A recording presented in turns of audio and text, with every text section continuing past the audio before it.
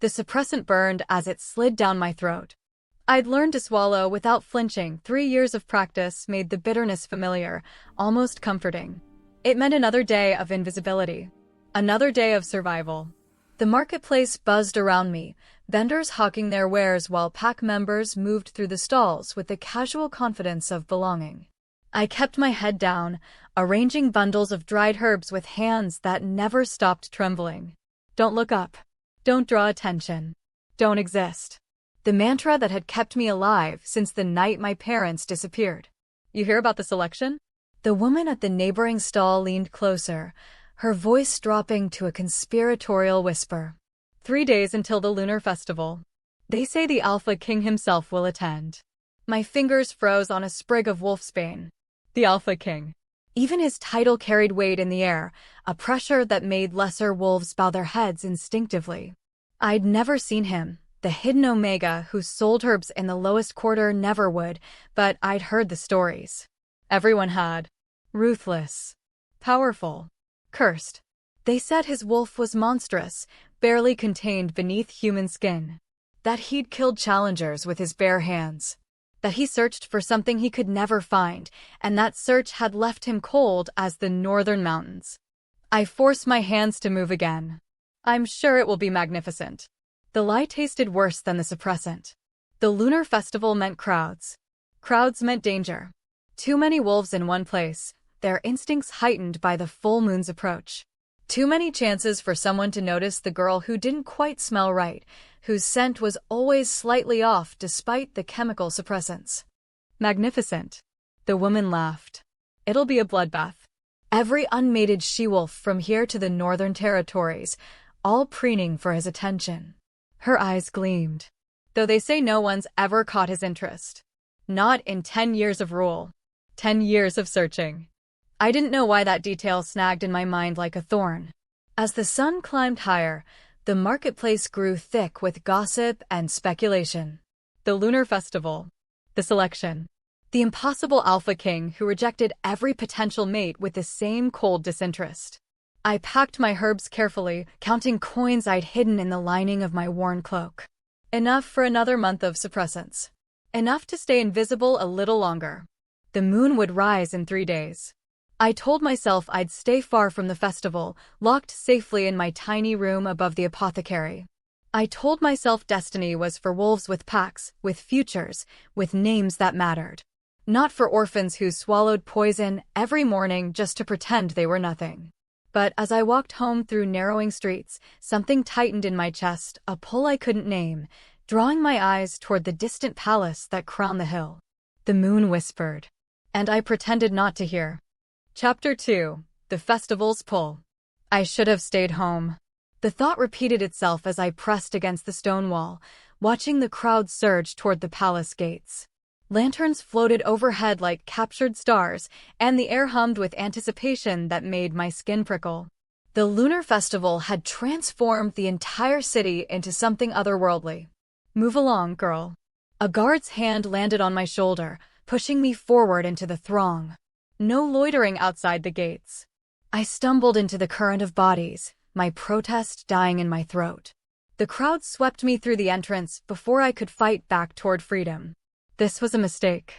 The thought shattered as the palace courtyard opened before me. Wolves everywhere. Hundreds of them, maybe thousands, all dressed in their finest.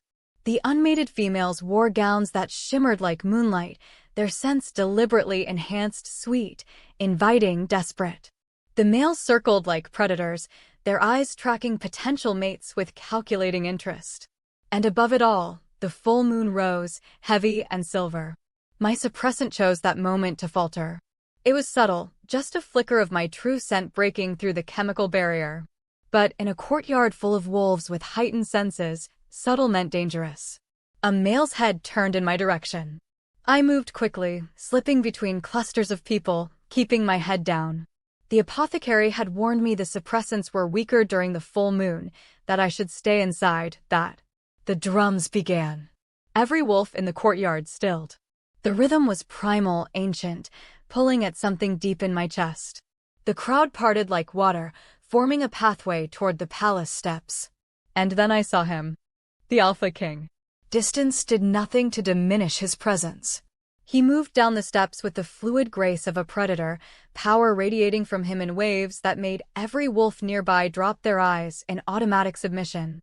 His dark hair caught the moonlight, and even from where I stood, I could see the tension in his shoulders, a warrior's readiness that never quite faded. The rumors hadn't exaggerated. If anything, they'd understated. "He's magnificent," someone breathed beside me. Magnificent.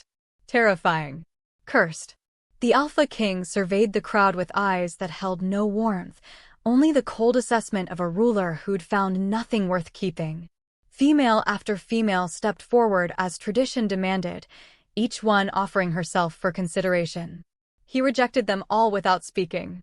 Each dismissal was a slight tilt of his head, a gesture so subtle it might have been missed by anyone not watching with held breath. But the message was clear. Not you. Not you. Not you. I should have looked away. Should have used this moment to slip back through the gates, to run home and bolt my door and pretend I'd never been foolish enough to come here. But the moon was full and bright, and something in my chest pulled tight. The Alpha King's head turned. His eyes swept the crowd and locked on mine. Time stopped. Chapter 3. The Scent of Fate. Run. Every instinct screamed it, but my legs refused to obey. The Alpha King's gaze pinned me in place like a physical force. Silver eyes, not the warm amber of most wolves, but cold metallic silver that seemed to see straight through flesh and bone to whatever truth I'd spent 3 years hiding. The crowd between us shifted nervously, sensing the change in their king. His nostrils flared. No. No, no, no. My suppressant was failing. I could feel it dissolving under the full moon's pull, my true scent beginning to seep through the chemical cage I'd built around it. Sweet wild honey and night-blooming jasmine, the scent that marked me as Omega, as prey, as everything I'd sworn never to be. The Alpha King took a step forward. The crowd parted instantly, wolves stumbling over themselves to clear his path. His attention never wavered, those silver eyes locked on mine with an intensity that made my chest tighten. Another step. Then another. He moved like violence barely contained, each movement precise and controlled, but threaded with the promise of unleashed power. The other females watched with expressions twisted between envy and relief, relieved his attention had finally caught on something, envious it wasn't them. I broke, turned and ran, shoving through the crowd with none of my usual care for invisibility. Behind me, I heard a sound that froze the blood in my veins, a low growl that vibrated through the courtyard, ancient and commanding. The Alpha King's wolf, rising to the surface. Hands grabbed at me, guards, maybe, or just wolves caught in the chaos, but I twisted free, my smaller size finally an advantage. The palace gardens loomed ahead, dark and maze-like, offering the only escape from the exposed courtyard. I plunged into the shadows. Branches caught at my cloak as I ran deeper into the gardens, away from the lantern light and music, away from the crowd and the drums and those terrible silver eyes. My lungs burned, my heart hammering against my ribs like a caged bird. This was what I'd feared. This exact moment, being noticed, being seen, being. A wall of solid muscle stepped into my path. I slammed into him hard enough to steal my breath, would have fallen if iron-strong hands hadn't caught my arms. The scent hit me first, pine and winter frost, and something darker, wilder, that made my wolf stir for the first time in years. I looked up. The Alpha King stared down at me, his chest heaving, pupils blown wide. This close, I could see the struggle playing across his features, human reason warring with wolf instinct. "Who are you?" His voice was rough, barely controlled. "What are you?" I couldn't answer. Couldn't breathe. Couldn't think past the overwhelming presence of him, the way my traitorous body wanted to lean into his touch instead of fighting it. His head lowered, drawn by instinct, breathing deep. And then his entire body went rigid. "Impossible," he whispered. The word hung between us like a prophecy. Chapter 4. The Claiming. "Let me go." The words came out weaker than I intended, barely a whisper against the pounding of my heart. The Alpha King's grip didn't loosen. If anything, his fingers tightened on my arms, careful despite their strength, holding me captive without causing pain. You're Omega. Not a question. A statement laced with something I couldn't name. Wonder? Hunger? A true Omega. I tried to pull away. You're mistaken. I'm nobody. Just a... Don't lie to me. His voice dropped to a growl that vibrated through my bones. I can smell the truth beneath the chemicals you've poisoned yourself with. The full moon blazed overhead, and with it, the last remnants of my suppressant crumbled away. My true scent flooded the garden, wild honey and night jasmine, ancient and unmistakable. His pupils dilated until only a thin ring of silver remained. 10 years, he breathed, his face lowering toward my neck. 10 years I've searched every pack, every territory. The seers promised me a mate, an Omega who would stabilize the curse, who could. He stopped himself, jaw clenching. Something twisted in my chest. Not fear this time, but something far more dangerous. Recognition. As if my wolf knew his, as if some part of me had been waiting for this moment even while I ran from it. I can't be what you're looking for, I said desperately. I'm nothing. No pack, no family, no. You're mine. The words were primal, absolute. Not a request or even a command, but a declaration of something already written into the fabric of fate itself. His head dipped lower, and I felt his breath hot against my throat, right where a mate mark would go. Every nerve in my body screamed half in terror, half in treacherous anticipation. Then something changed. The tension in his shoulders eased slightly. His breathing, which had been rapid and shallow, deepened and slowed. The dangerous edge that had radiated from him since he stepped onto the festival dais began to soften. He lifted his head, staring at me with something like awe. You calm it, he whispered. The curse. The rage. You. He seemed unable to finish the thought. I didn't understand what he meant, but I felt it too, a rightness that terrified me more than any threat. The way his presence didn't repel me like it should, but instead made me want to lean closer, to offer comfort I had no business giving. Please. My voice broke. I can't do this. I can't be. Whatever I was going to say died as his thumb brushed my cheek, the gesture so unexpectedly gentle it stopped my breath. What's your name? Such a simple question. Such a dangerous answer. Because giving him my name would make this real. Would transform me from a shadow in the marketplace to someone he could find, someone he could claim, someone whose carefully constructed invisibility would shatter forever. I opened my mouth. And somewhere in the palace, bells began to toll, urgent, warning. The Alpha King's head snapped up, his wolf rising to the surface. Rogues, he snarled. At the eastern wall. Chapter 5, The Dawn Escape. The Alpha King released me instantly, his attention snapping toward the distant sounds of combat. Snarls and screams echoed across the palace grounds, punctuated by the clash of weapons. Stay here. The command was absolute as he turned toward the chaos. Don't move from the spot. I'll send guards. He was gone before finishing the sentence, moving with inhuman speed toward the eastern wall where his pack was under attack.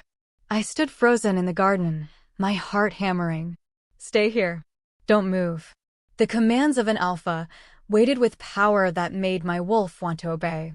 But beneath the compulsion, fear clawed at my chest, sharper and more urgent than any order. He knew what I was now. Knew my scent, had felt the bond snap into place between us. And when the battle was over, when the rogues were dealt with and order restored, he would come back for me. Would claim me officially. Would drag me into a life I'd spent 3 years running from. The sounds of fighting grew louder. Through the garden walls, I could see flames rising. The rogues had set fire to something. Guards rushed past the garden entrance, none sparing a glance for the shadows where I hid. My chance. Maybe my only chance. I ran. Not toward the palace or the battle, but deeper into the gardens, toward the servants' gate I'd noticed earlier. My hands shook as I fumbled with the latch, expecting at any moment to hear his voice, to feel his presence bearing down on me again. The gate swung open. I plunged into the narrow streets beyond, pulling my hood up to hide my face. Dawn was just beginning to break, painting the sky in shades of amber and rose. The city was chaos, wolves running toward the palace to help defend it, others fleeing in panic from the rogue attack. I disappeared into the tide of bodies. My room above the apothecary had never looked so small, so insufficient. I threw what little I owned into a canvas bag, spare clothes, the last of my coin, a silver pendant that had been my mother's. The suppressants sat on the shelf, nearly empty. I grabbed them anyway, knowing they were useless now. He'd scented my truth. No amount of chemicals would hide me from an alpha who'd already marked me as his in every way, but the physical bite. I had to leave the city. Leave the territory entirely. Find somewhere so remote, so far from civilization, that even an alpha king's reach couldn't. A sound at the window made me freeze. Just a bird, I told myself. Just the wind. But my wolf knew better. She could feel him out there, searching. The bond we'd forged under the full moon pulled tight, a compass pointing him directly to me. I grabbed my bag and ran down the stairs, not bothering to close the door behind me. The eastern road stretched before me, empty in the pale dawn light. Somewhere behind me, the Alpha King would realize I'd disobeyed, would discover I'd fled. And then the real hunt would begin. Chapter 6. The King's Fury. Alpha King's POV. The rogue attack had been a diversion. Kale realized it the moment he tore through the last enemy, blood cooling on his claws. Too coordinated. Too precise. Someone had wanted the palace's attention focused elsewhere. But why? He shifted back to human form, accepting the cloak his beta thrust at him. Around them, guards moved through the wreckage, counting casualties. The eastern wall had held, barely, but the cost. His wolf surged suddenly, clawing at his insides with frantic urgency. The Omega. Our mate. Sire? His beta, Marcus, stepped closer. The healer's need. Kale was already moving, sprinting back toward the gardens where he'd left her. Where he'd commanded her to stay, to wait for him, to remain safe while he dealt with the threat. The garden was empty. He stood in the exact spot where he'd held her, breathing in desperately. Her scent lingered, wild honey and night jasmine now seared into his memory, but it was fading, being carried away by the morning breeze. She'd run. His mate had run from him. The rage that swept through him was primal, absolute. His wolf held inside his chest, a sound of loss and fury that made nearby guards drop to their knees in submission. Find her. His voice came out as a growl. Search every house, every street. I want every exit from the city blocked. No one leaves until. Sire. Marcus approached carefully, the way one might approach a wounded predator. We don't know who we're looking for. You never got her name. The admission felt like claws in his gut. 10 years. 10 years of searching for the Omega the seers had promised, the one who could break his curse, who could calm the beast that grew stronger with each passing moon. And when he'd finally found her, when fate had dropped her directly into his path, he'd let her slip away. I don't need a name. Kale turned toward the palace, purpose hardening into cold determination. I have her scent. And I felt the bond, she felt it too, whether she wants to admit it or not. The mating bond, incomplete but undeniable. A tether that would only grow stronger with time, pulling them together no matter how far she ran. Marcus hesitated. The council is gathering. They want to know about the rogues, about the breach in security. Let them wait. Kale strode toward his chambers, already planning. Assemble my trackers. The best ones. I want search parties ready within the hour. To search for what exactly? Kale paused at the doorway, his hands clenching into fists. For the female who will be my queen, whether she likes it or not. The words should have sounded possessive, tyrannical even. And perhaps they were. But his wolf didn't care about propriety or choice. It cared only about the Omega who'd calmed 10 years of cursed rage with a single touch. The Omega who'd awakened something in him he'd thought long dead. The Omega who was currently running as if she could escape destiny itself. Kale smiled without humor. She could run to the edges of the kingdom and beyond. It wouldn't matter. He would find her. And when he did, he would make her understand they were meant for this. Fate had chosen them long before they'd ever met. The hunt had begun. Chapter 7. Hunted. I made it 3 miles before I felt him. Not physically, He was still back in the city, probably still dealing with the aftermath of the rogue attack. But the bond we'd formed pulled tight like a rope around my chest, and I knew with absolute certainty that he'd discovered my absence. That he was coming. The forest roads stretched ahead, empty in the early morning light. I'd hoped to reach the next territory by nightfall, to lose myself in the borderlands where pack law grew murky and an Omega could disappear if she was careful enough. Now I wasn't sure I'd make it to noon. A cart approached from behind, the driver eyeing me with the wary suspicion reserved for lone travelers. I flagged him down anyway, desperation overriding caution. Please. I need passage to the border. The old wolf looked me over, his nose twitching. Could he smell what I was? The suppressants were completely gone now, my Omega scent exposed to anyone with the senses to detect it. Borders closed, he said finally. King's orders. No one in or out until further notice. My blood turned to ice. When? About an hour ago. Guards at every checkpoint, searching every traveler. His eyes narrowed. You wouldn't happen to be what they're looking for, would you, girl? I stepped back from the cart. I don't know what you mean. King's trackers passed through just before dawn. Said they were hunting someone. Someone important.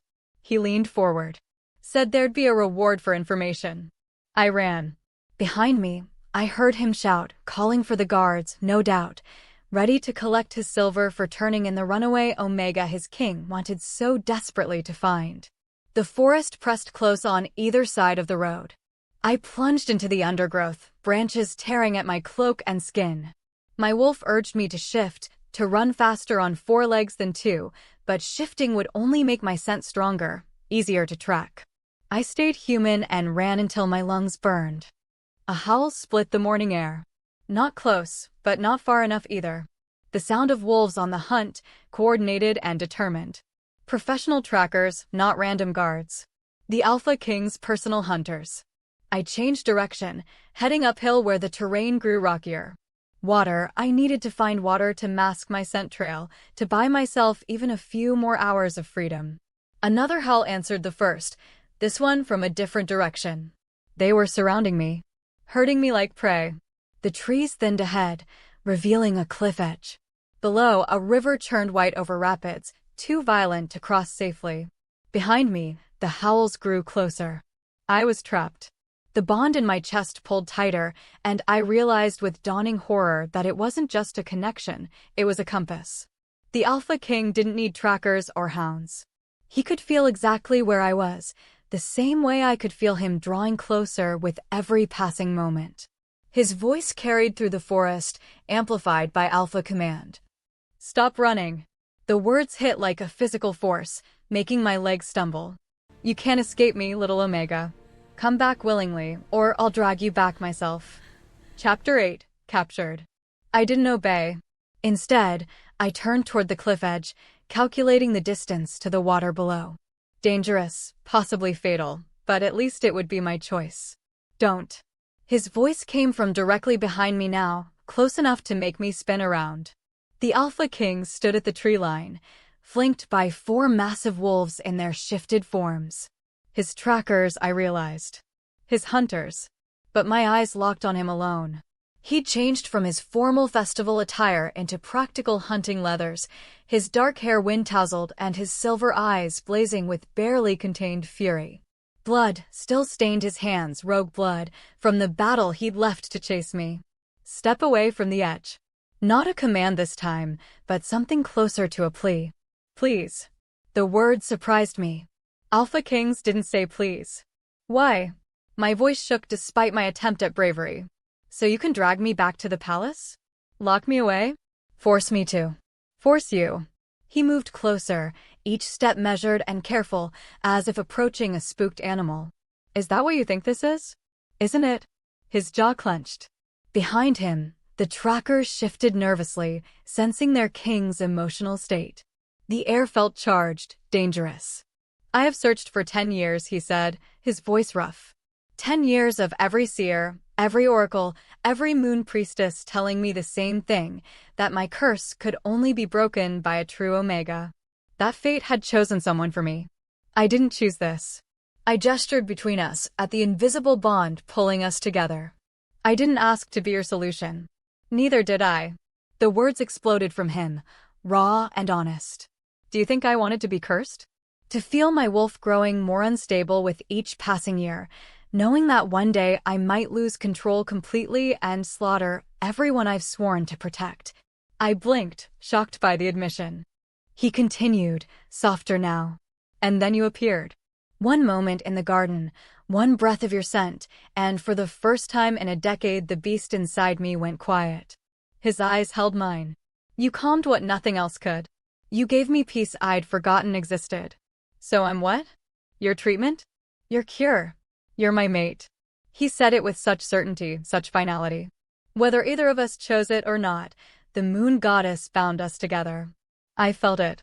I know you felt it too. I had.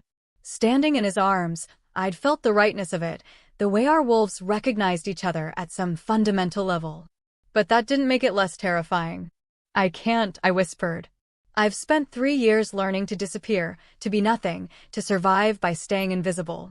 And you're asking me to be queen. To stand beside the most powerful alpha in the kingdom Zen. I'm asking you to give us a chance. He extended his hand, palm up. An offering, not a demand. Come back with me willingly. Let me explain the curse, the prophecy, everything. And if after 3 days you still want to leave. His voice caught. I'll let you go. I stared at his outstretched hand. Behind me, the rapids roared. Chapter 9. The Choice. My hand trembled as I reached toward his. The moment our skin touched, the bond flared bright and hot between us. I gasped at the intensity, not pain, but overwhelming rightness, like puzzle pieces finally snapping into place. His fingers closed gently around mine. 3 days, I whispered. You promise? On my honor as Alpha King. His thumb brushed across my knuckles. 3 days to explain everything. And if you still want to leave, I'll provide safe passage to wherever you wish to go. I didn't believe him. Alphas didn't let their mates walk away, especially not ones bound by prophecy and fate. But the alternative was the cliff, the rapids, probable death. And something in his silver eyes looked almost desperate. What's your name? He asked softly, as if afraid I'd bolt again. Arya. The word felt strange after years of being nobody. My name is Arya. Arya. He repeated it like a prayer. I'm Kale. I already knew that, of course. Everyone knew the Alpha King's name. But hearing him offer it anyway, as if we were equals meeting for the first time, made something in my chest ache. The ride back to the palace was silent. Kale kept me in front of him on his horse, one arm wrapped securely around my waist. Not restraining, protecting. His warmth seeped through my torn cloak, and despite everything, I felt myself relaxing against him. The bond purred its approval. Traitor, I thought at my wolf.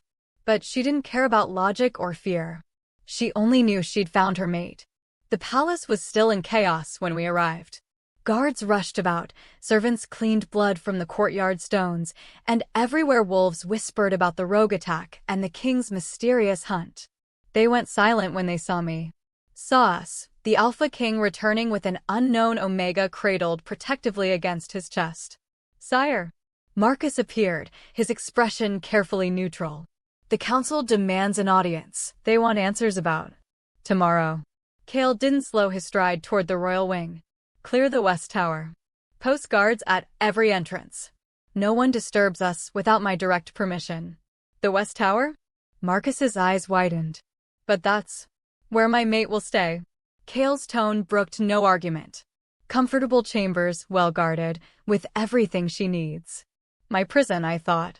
Gilded and luxurious, but still a cage. As if sensing my thoughts, Kale's arm tightened fractionally. 3 days, Arya. I promised you 3 days. The West Tower chambers were beautiful, far more luxurious than anywhere I'd ever stayed. Floor-to-ceiling windows overlooked the moonlit gardens, and the bed looked soft enough to drown in. Kale released me reluctantly, stepping back to give me space. Rest, he said. We'll talk in the morning. I'll explain the curse, the prophecy, everything you want to know. I nodded, exhausted beyond words. He moved toward the door, then paused. Arya? Thank you for coming back. For giving me a chance. Then he was gone, the door closing softly behind him. I stood alone in my beautiful prison and wondered what I'd just agreed to. Epilogue, 3 months later. The mate mark on my neck tingled as Kale's arms wrapped around me from behind. "You're thinking too loud," he murmured against my hair. I smiled, leaning back into his warmth. "Just remembering." "The festival?" His lips brushed my temple. "When you ran from me?" "When I tried to run from fate." 3 days had become a week. A week became a month. And somewhere in all those conversations, all those careful explanations of curses and prophecies and ancient bonds, I'd stopped planning my escape. I'd fallen in love instead. The council had been scandalized, an Omega Queen with no pack, no lineage, appearing from nowhere. But Kale had faced them down with the same unwavering certainty he'd shown me at the cliff's edge. "She is mine. She is chosen. Anyone who questions that questions fate itself." Now, standing in our chambers overlooking the kingdom, I couldn't imagine being anywhere else. "Do you ever regret it?" Kale asked quietly. "Staying." I turned in his arms, meeting those silver eyes that no longer seemed cold. "Do you regret finding me?" "Never." He kissed me softly. "You saved me, Arielle. In every way that matters." The curse was broken. The beast was calm. And the hidden Omega who'd survived by being invisible had become a queen. Fate, I'd learned, was kinder than I'd feared. Outside, the full moon rose silver and bright. And for the first time in 3 years, I didn't hide from its light. The end.